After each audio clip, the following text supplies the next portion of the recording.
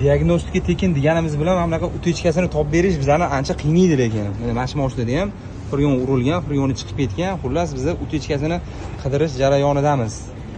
Qo'l bola jaydari qilib, xudo xolasa utechkasini topamiz. Bu nima mashina o'zi bu? Jasur? Xitoy mashinalardan, minivanlardan.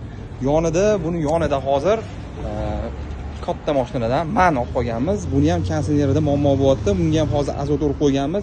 Buni ham bundan keyin utechkasini qarab, utechkada muammo bo'lyaptimi, aytibdan havo qo'yib yuboryaptimi? Agar hech qayerdan havo qo'yilmayotgan bo'lsa, shunda boshqatdan furyonlarni xudo xolasa yengilab qurib beramiz. Qalay jarayon buniki? Ham manniki nima bo'lyapti? U faqat qayerdadir zapravka qildirganlar, zapravkasi yaxshi bo'lmagan, uni chiqarib tashlab, peshkasini qarab turib, boshqadan zapravka qilgan. Xullas shunaqa gaplar aka. Sizni ham kun suvda qiynayotgan bo'lsa konditsioneringiz, bo'ldi, bu muammo emas. Shuna keling, mana shu yerda bartaraf etib ketasiz, xudo xolasa imkon qadar. Shuncha paytdan beri kimni konditsionerini ko'rib bergan bo'lsa, inshaalloh hamma davollik bo'lib ketgan. Agar kimnidir konditsionerda ishi bitmagan bo'lsa, aka kommentariyada yozib qoldiring yoki nomeringizni yozib qoldiring yoki kirib o'ting, aka chiroyli qilib bitkazib beramiz. Uyering bo'lib gapiryapman, xudo xolasa kelayotganlar hammasini ishini davollik qilib ketkazamiz. Shu videoga bitta like bosib, mashinasi konditsioneri yaxshi ishlamayotgan do'stingiz bo'lsa, yuborib qo'ying, kelsalar proverkasini aka bepulga qilib beramiz.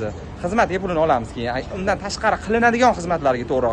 Furyon qilinsa, kompressorda remontlari bo'lsa, shunga yarasha mehnatlari bo'lsa, ularga soqqasini olamiz.